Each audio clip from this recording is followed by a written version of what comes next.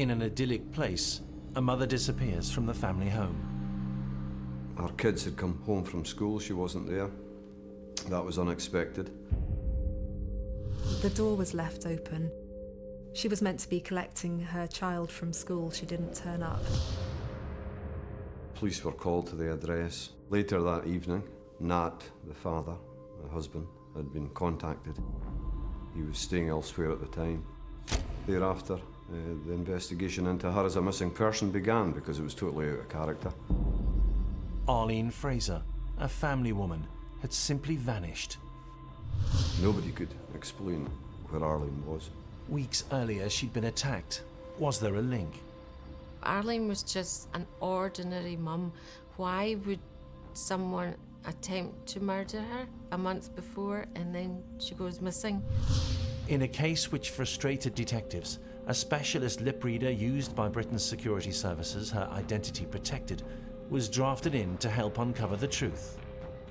And at another point, he actually mimed drawing his wrist when he was talking about cutting up the bands. What had happened to Arlene Fraser? Detectives fear she's been abducted, murdered. And if she has, how will they solve the mystery? Every investigation is like a jigsaw, each piece offering new evidence as a picture of a suspect emerges.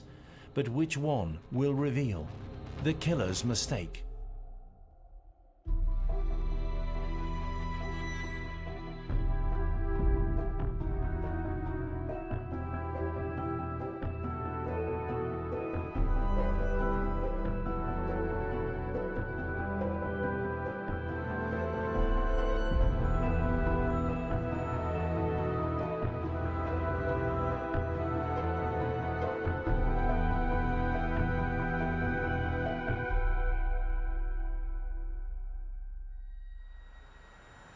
"200 miles from Elgin in the northeast of Scotland on a blustery April evening, Carol Gillies is at home near Glasgow. Her life is about to change. It all started with a knock on the door. There was a policeman standing there from Strathclyde Police, and he'd said, your sister's been reported missing. Right away, I felt that was it. You know, Arlene wouldn't go missing. You know, she had 2 children that she loved. Nothing added up. At her home in Smith Street, Elgin, the minutiae of Arlene Fraser's life, including vital medication, were discarded. If she'd really disappeared and run away, she would have packed the medicine she needed for her Crohn's disease. She would have packed her spectacles. She wouldn't have left her door open. She would have made arrangements, you think, as a loving mother, for her child to be picked up from school. There were all these things that were very suspicious. A 14-year riddle of the mother who had disappeared had begun. What followed saw a cat-and-mouse game between killer and investigator. Would a murderer's mistake be uncovered in a story which begins with an inexplicable scene? It was as if she had just been spirited away. Some of her clothing was in the bathroom, just folded and ready to be presumably worn. It looked like she had been in the middle of some housework. The vacuum cleaner is plugged in as if she's just kind of stopped using it midway through cleaning. Arlene was a creature of habit. She had a set routine, and she went missing on a Tuesday morning. Now, a Tuesday morning was pretty much the only period of time that she would have been at home alone, or known to be home alone by those who knew her. She went to college. She had the kids, obviously, in the evenings and the weekends.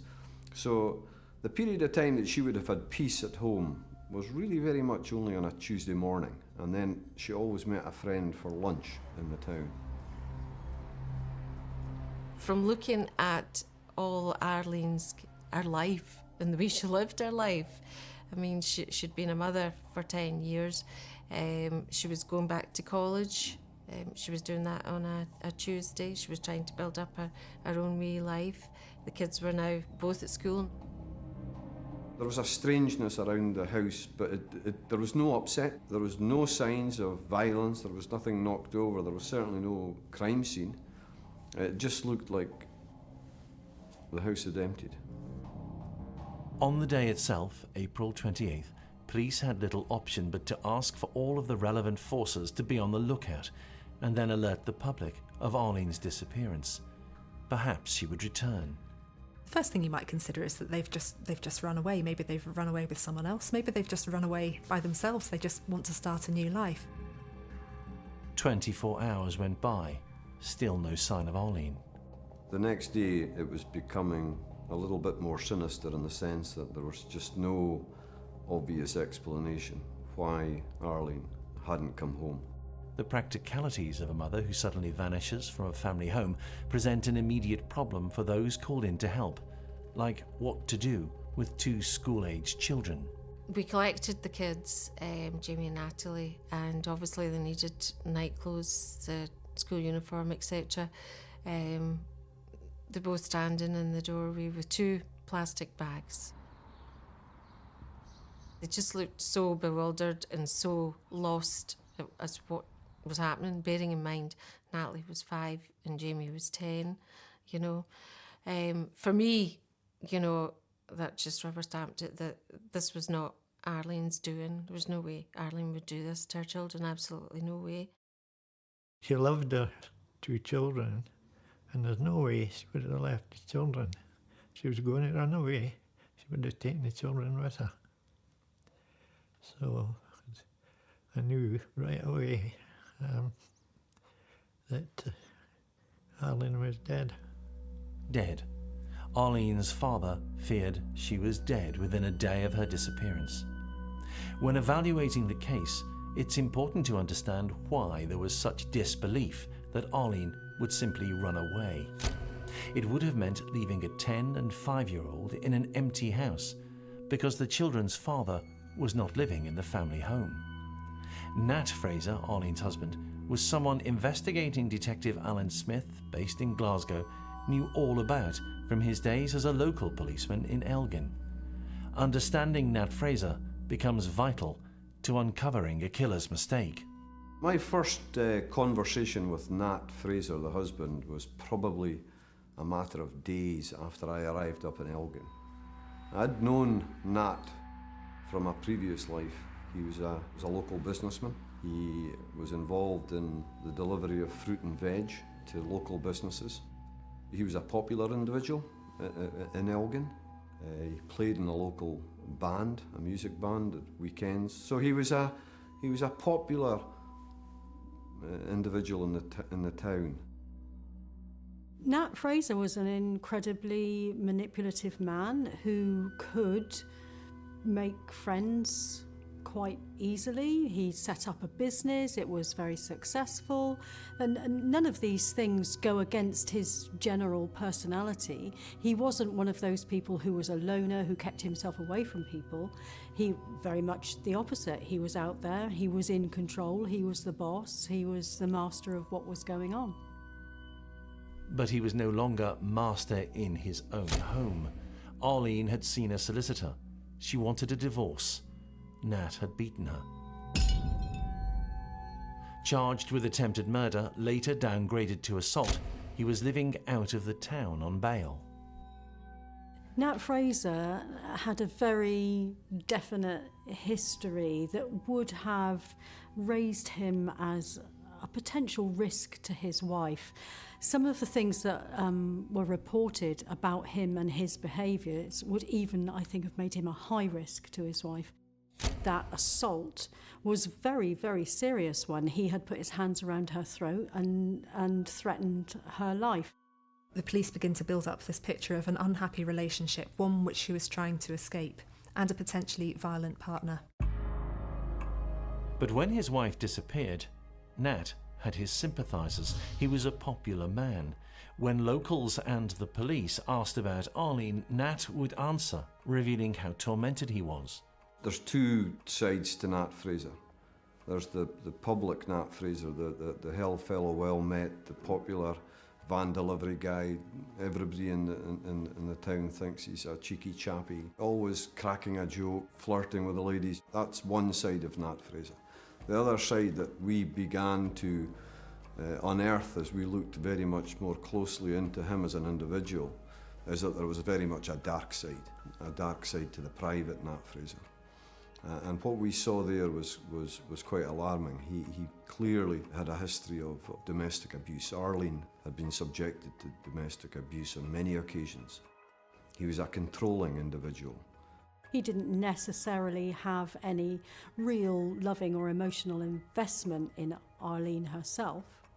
And there was strong evidence of controlling and coercive behaviours and violence. Knowing all of this, why was Nat Fraser not immediately a significant person of interest to the police? Irrespective of our hunch, you've got to follow the evidence. And the evidence that we had was very, very thin. We didn't have a crime scene. We didn't have any witnesses. We didn't have any forensic evidence. We didn't have any CCTV that helped us. We didn't have any confessions. So we didn't have a crime. So our first challenge as an investigation was, is Arlene alive? Or has she gone missing? There was something else which deflected suspicion from Nat Fraser.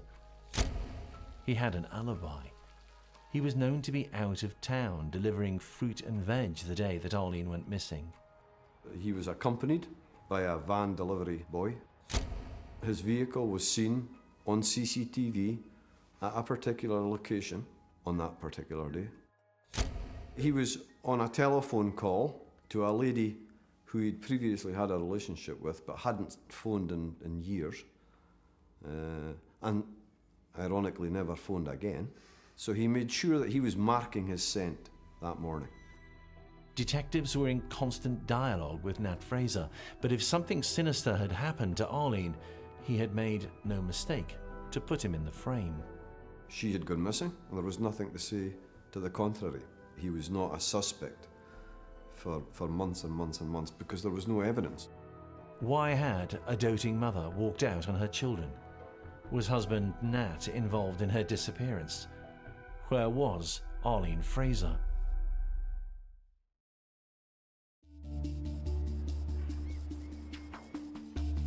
Detectives with little to go on in the hunt for Arlene Fraser simply kept a watching brief on her husband Nat. His demeanour did not compute with what they knew had been going on behind closed doors on Smith Street. Nat's behaviours were odd around the time that she was reported missing. Now, on the evening that she was reported missing, he was staying with a friend and he had received a phone call that Arlene had gone missing. Now, in the context at that time that they were a couple going through a divorce and there was no love lost there between them, bizarrely he went straight into the Elgin where she lived, and within no time at all that evening he was checking the hospital. He was showing all signs of distress and concern, which was completely out of character. After only a few days, he seems kind of very blasé about the whole thing, and he goes from being the extremely concerned partner to police actually having to contact him to give updates on the case. A few weeks later, he's making jokes to friends about, oh, the kids will get used to her being away and so on. That's not the behaviour of somebody who's genuinely worried about their partner and the fact that they've been missing for several weeks now. The media locally and nationally began to speculate, but not about Nat Fraser. Coverage focused on the mother who'd abandoned her children. There was a lot of bad press about Arlene, which was, was hard to read. There was talks of her being on drugs, which was just ridiculous, absolutely ridiculous, about having boyfriends, things like that. Where were the stories coming from? None other than Nat Fraser. And of course, naturally, those who know Arlene, that would make no sense.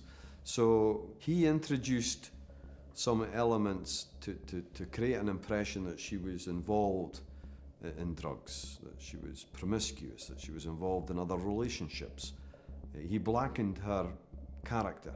I think these things come with the territory, but at the time you don't realise that. You just have to, if you can't stand the heat, get out of the kitchen sort of thing. So we just tried our best to kind of rise above it. But undoubtedly this was part of Nat's plan to create an impression, plant a seed that Arlene was into amphetamine, into drugs, which was never the case because we were able physically to get samples of Arlene's hair from a hairbrush post-disappearance.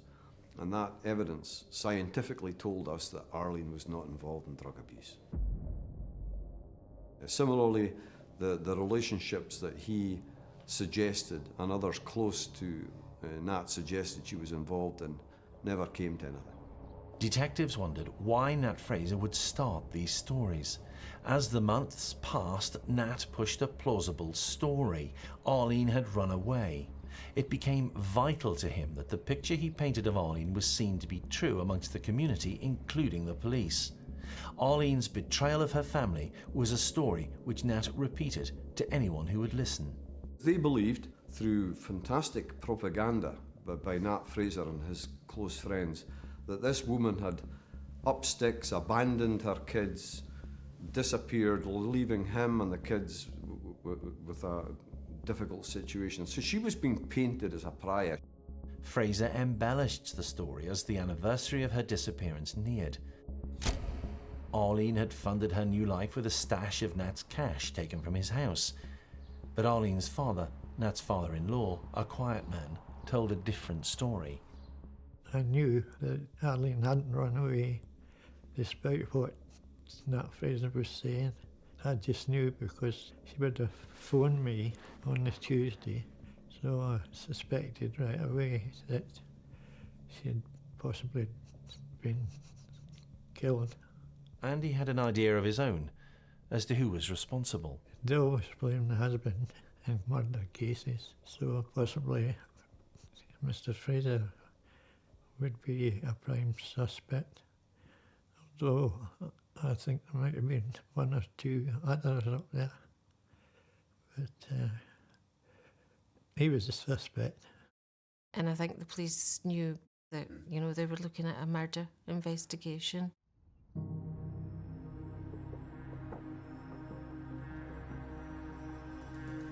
By 1999, detectives were convinced that Arlene had indeed been the victim of a violent crime and was dead. But if so, no killer had revealed a mistake. They set about proving their suspicions in stages. First, that Arlene was not alive. The proof of death, which is what we were doing, the proof of death in relation to Arlene is about closing doors of life possibilities. So no activity on her bank or any finances for X period of time. No apparent interaction with pharmaceutical outlets for medication that she needed in the UK, not just locally, in the UK. Similarly with her contact lenses, her renewable contact lenses. No activity in that regard. Telephony, nothing that would suggest contact with friends, family.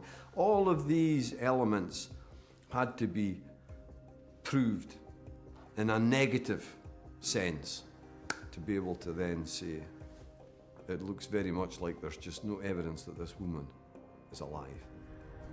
Nat Fraser went about his life, running his fruit and veg business around the town, in and out of the family home on Smith Street. He maintained an impression that he thought she had gone on holiday. And I remember saying to Nat, this is some length of holiday that Arlene's gone on. And even then, he tried to maintain, no, that it was credible. She's gone off to Spain. And despite trying to reason with Nat that this is so out of character, how can you really believe this of Arlene? It just seemed illogical, incredible. But he couldn't but maintain that position, because to give an inch would be a weakness in the sense of it would have given ground back towards where he didn't want to go. Arlene's father and sister, meanwhile, were finding it hard to cope. It was really difficult because one minute you're living quite a normal life. You know, you're just every day, you're going to work, you've got 2 children, you're doing your housework, etc. And then all of a sudden you've stepped into this really almost dark life. You know, when you're talking, I mean, the word murder, you know, you're talking about that, that's horrible. 18 months after Arlene's disappearance, some in the police had concluded there'd been foul play. And privately, some acknowledged that they had a suspect, the same man that the family believed responsible, the man who was about to face charges for the attack on Arlene 5 weeks before she went missing. Nat Fraser. There seemed to be no other theories possible. The question has to be who would gain the most from Arlene's disappearance. Now, in terms of motivation, Nat had a huge amount of motivation to get rid of Arlene. And statistically speaking, when a woman is murdered, in about half of cases, it's a partner or ex-partner who turns out to be to blame. So Nat Fraser is going to be an obvious suspect. The number one motivation was that he was already awaiting criminal trial for her attempted murder just weeks before she disappeared. So freedom, if she wasn't there to give evidence, was obvious. The second thing is we knew that she had been in talks with her solicitor around about a divorce settlement, a 6-figure divorce settlement, which was going to hugely damage him financially. Motivation number two, with Arlene out of the equation, he's not going to lose his money. If Arlene was no longer there, he would get back into the family home, he would control that, he would get back with the kids and control that. All of his finances, he would be back in control. So from a perspective of motivation, there was no shortage of motivation. Whilst there were still plenty of people in Elgin who supported the popular Nat Fraser, time was not on his side.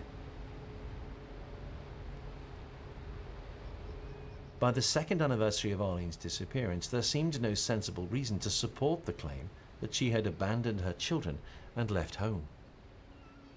It was only the passage of time, weeks, months, years with some individuals, before they began to reflect on the likelihood of this as being sensible. You know, birthdays had passed, Christmases had passed. The kids, she was a devoted mother. The one thing that we knew was that she was a devoted mother. And yet, birthdays passed, Christmases passed. It was absolutely illogical.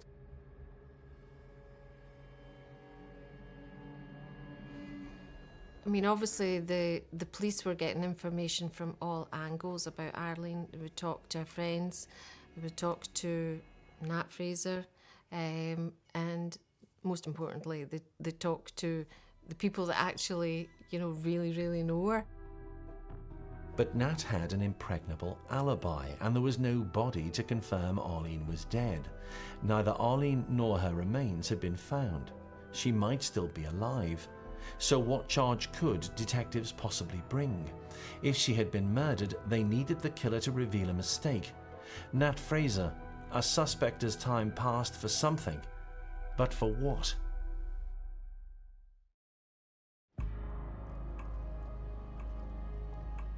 A turning point in the case came when a key piece of evidence was uncovered.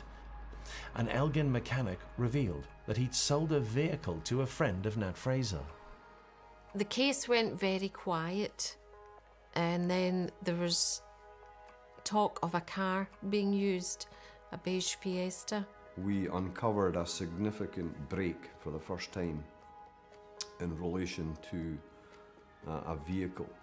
And police were very excited about this, and I think it is relevant to the inquiry. And the Ford Fiesta had been purchased the night before Arlene had gone missing, the 27th of April, by a very close associate of Nat Fraser, in circumstances that could only be described as very covert, cash in hand and say nothing. There was a third party used to purchase the vehicle. Car was purchased the night before Arlene went missing, and then it was disposed of. And so that vehicle, the whereabouts of that vehicle, sightings of that vehicle, really re-energised the investigation, because we began to believe that the purchase of that vehicle was inextricably linked to her disappearance. And could that have been the vehicle that was enticed her out? Police had a lead. They summed it up like this. A car had been bought by a Fraser confidant the day before Arlene had disappeared, and then it had been destroyed. It's very, very strange. Why would you do that?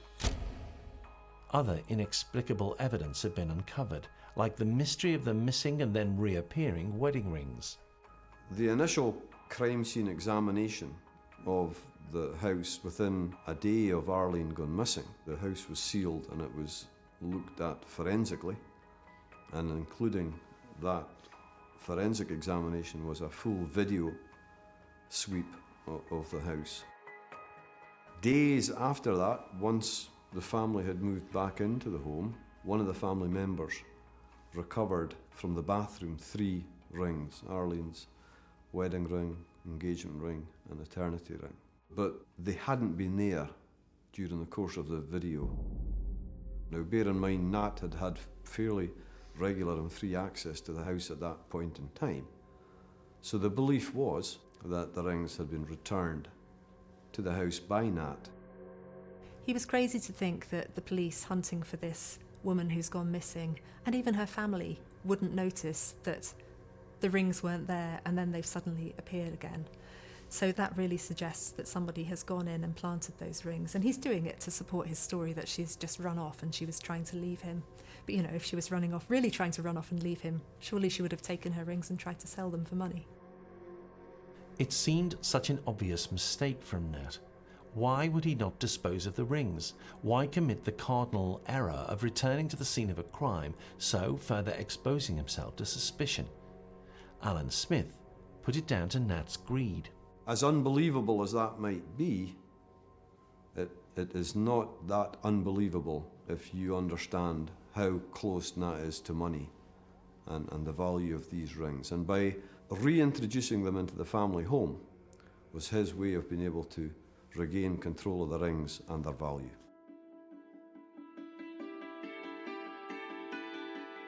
Yet another piece of evidence emerged to further draw suspicion on Nat Fraser. His story about Arlene walking out on the family with Nat's cash kept in the house. It simply wasn't true. So his assertion was that Arlene had taken the money and disappeared, and it was all part of the plan, her plan. But what he was unaware of was that days before Arlene went missing, she'd humiliatingly had to borrow money from a friend for housekeeping. So she was low on cash. Now, if she had known there was a stash of cash in the house, she wouldn't have had to borrow from a friend. Never would have. So that didn't square. And even if that stash had been uncovered post-borrowing money, Arlene would not have gone missing without having repaid her friend the money. So that whole staged piece of theatre by Nat to again build on the fact she's gone missing and ran off and abandoned her family, when you actually looked in behind that was a mistake.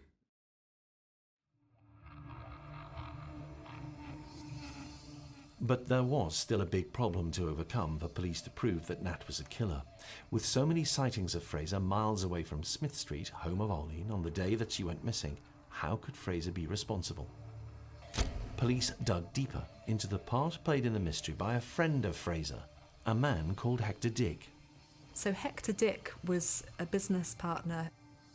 It was Hector Dick who bought the now destroyed beige Ford Fiesta and may have helped dispose of Arlene's body. Nat believed that if Arlene's body was never found, there could never be a conviction for murder. So his real driving force, I think, was in her body disposal, her body deposition. In a rare twist at this point in their investigation, the year 2000, police had Nat Fraser exactly where they wanted him, in prison. Whilst the investigation into her disappearance and possible murder continued, Fraser had been tried for the assault of Arlene, for which he'd been arrested in 1998. Convicted, he was sentenced to 2 years in prison. During this time, a third person entered the police investigation, another friend of Nat Fraser, a man called Glenn Lucas. He visited Fraser inside prison. Neither men knew they were being filmed. There was no audio on the tape, so detectives turned to a deaf, identity-protected lip-reading expert to help uncover what had been said. Nat Fraser was doing most of the talking. And he said something about if the bounds are smaller than that. He actually held up his hand. If the bounds are smaller than that, They cannot be identified by DNA. The conversation between Fraser and his visitor Glenn Lucas seemed to confirm the prosecution case. Nat knew an awful lot more than he'd admitted. And at another point, he actually mimed sawing his wrist when he was talking about cutting up the bones. And Lucas was saying, no, good idea. Police don't suspect you at all. And stuff like that. And telling him that he thought very much that Nat would get away with it. Whilst they didn't deliver hard evidence that was able to be admissible in court, what it did do was give us significantly interesting intelligence. And Nat was talking about how many alibis he'd had, how he'd been very sure that when he made the deliveries, that everybody had seen him. I could tell they were talking about cutting up bones, but I didn't know whose bones. I didn't even know that someone was missing, let alone dead. And that reinvigorated the investigation and gave us a number of lines of inquiry. The information given by the lip reader did not offer new evidence, but it did confirm the case against Nat Fraser and his harrowing crime. They were talking about a third party called Hackey, and how much Hackey had helped him. There was mention of a car and a mobile phone, and I don't know what or how he had Arlene killed, but there was a mention of a third party who had offered or agreed to hurt Arlene for a price. By 2002, Alan Smith felt that he and the team had assembled enough to gain convictions related to the murder of Arlene Fraser against 3 men. Glenn Lucas was considered an accomplice to a conspiracy alongside Hector Dick, with Nat Fraser the orchestrator of the abduction and murder of Arlene Fraser. We had no hard and fast silver bullet, no forensic DNA link between the victim and the perpetrator. We didn't have the luxury of that in this investigation. Despite the absence of a piece of smoking gun evidence, Fraser, Hector Dick and Glenn Lucas were charged. What followed transformed Elgin from a delightful market town on the coast to the scene of complex legal arguments in court and the continued probing by police into what had happened to Arlene Fraser. Elgin and the picturesque Moray Firth became a temporary home to legal experts and senior detectives as prosecution and defence teams argued about, amongst other things, whether Nat Fraser and his alleged accomplices could ever get a fair trial in the small town. Eventually, it was decided to move the case to another town, Dingwall, 52 miles away. But 4 years after her disappearance, 3 men, including her husband, were due to stand trial for the murder of Arlene Fraser. The case was thought by some dangerously thin, but as the trial neared, one of Nat Fraser's friends turned against him. He thought that he could confide in other people and that they would remain loyal to him. It didn't occur to him that they would not be loyal to him. Hector Dick now offered to support the prosecution case, and he made an amazing revelation. He claimed that Fraser had hired a hitman from down south, that Arlene had been abducted, killed, her body dismembered, and then her body was ground up and burned, and then her ashes were disposed of. He also claimed that Fraser had asked him to acquire a car to help with the abduction. Charges against Hector Dick were dropped, as were those against Glenn Lucas.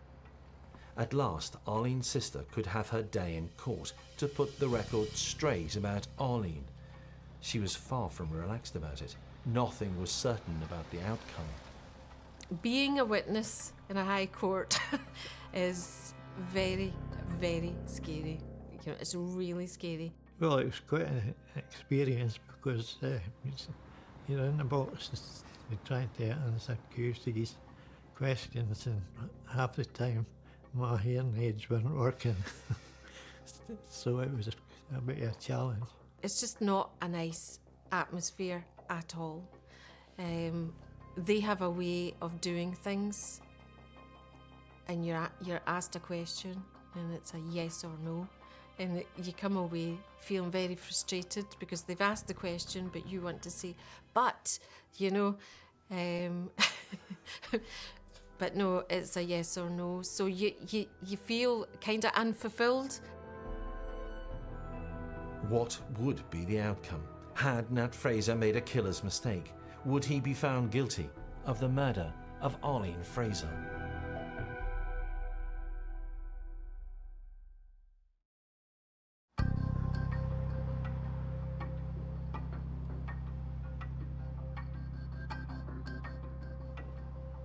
Carol Gillies and her father Hector attended on the verdict of the court in January 2003, just 3 months short of 5 years since Arlene had disappeared. Nat Fraser was found guilty. The judge offered his opinion of Arlene's killer. The judge made it very clear that he felt that this was an evil crime. It was without any care for anybody else. It was planned, it was brutal, it involved other people. It even hurt, you know, his own child. So when the judge described him as evil, that's quite a big step to take. That's almost saying there is no mitigation in what you did whatsoever. But if the people of Elgin thought that it was case closed, they were wrong. Nat Fraser would appeal and his conviction would be quashed. Well, today's the day we'll find out if police and prosecution have withheld evidence, if they're allowed to withhold evidence. In 2008, after a series of court hearings both in Scotland and in London, on a legal technicality related to the Crown's evidence about the rings found in the Fraser family home. There was a question, a technical question, in relation to the integrity of the chain of evidence and the way that those rings were handled by the police. And on the basis of that, the conviction was quashed because the rings played such a significant part in the first trial. And that was devastating. It was devastating for the police and the inquiry team, but it was doubly devastating for Arlene's family. Oh, it was horrible. It was absolutely horrible. And of course we were disappointed. We were bitterly disappointed. The quashing of the conviction for the whole family was just devastating, absolutely devastating. The whole court process for each and every one of us it was just a living nightmare. It seemed so unfair to everybody involved. Buoyed by his success in winning his appeal, Nat Fraser reverted to type. The old Nat came back. It was as if everything had lifted and he was back to being the cheeky chappie in the high street in Elgin delivering his fruit and veg. He could not contain himself. And the family had to endure that. And it was hard, but he reverted to type. Nat reverted to type.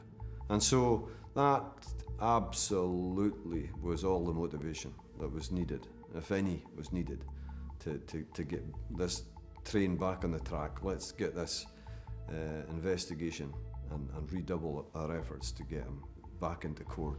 Police and prosecutors reconsidered their evidence.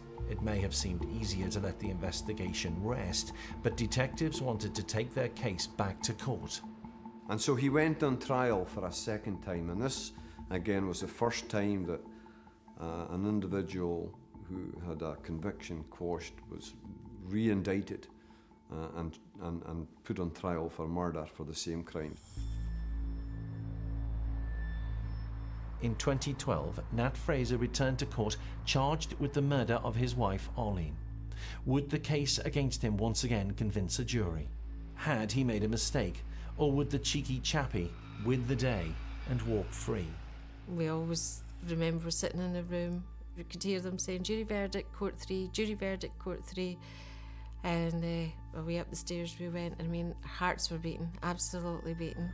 She need not have worried. For a second time, a Scottish jury found Nat Fraser guilty. It was just the relief. You try not to be, jump in the air. You try to stay composed, but The relief is unbelievable, just unbelievable, because the alternative was that you would just walk through the doors and it would have all been in vain. And you know, and Arlene would still be out there, and that seems so unfair. Arlene's body remains undiscovered. It's somewhere out there, but the trial outcome did bring some consolation. I don't suppose you could call it joy, but it was a relief, because we were down in London at the Supreme Court, and it didn't seem to be going too well for us. So I was a bit worried. Nat Fraser was sentenced to life in prison for a second time. He will serve a minimum of 17 years. It had taken 14 years to bring him to justice. What was the key mistake which convinced a second jury to find him guilty? It was the crime scene itself which betrayed the truths Nat Fraser wanted to be kept hidden. If he was to be believed, the town of Elgin had been harbouring a selfish mother who had taken what money the family had and then set off on an extended holiday to Spain, having abandoned her children. But why would she leave behind vital medicine and her glasses? The unlikely claims by Fraser that a devoted mother would abandon her children, a wife who had already sought refuge from the abuses of her husband, did not ring true. Too many people knew too much about the nature of Arlene and that of Nat Fraser. Nat Fraser thought he'd planned the perfect murder, but what he couldn't do is erase people's memories. He couldn't erase the things Arlene had told her solicitor and her friends about their relationship. The fact that he tried to kill her previously. They couldn't erase the fact that she was a wonderful mother and that she cared about her children.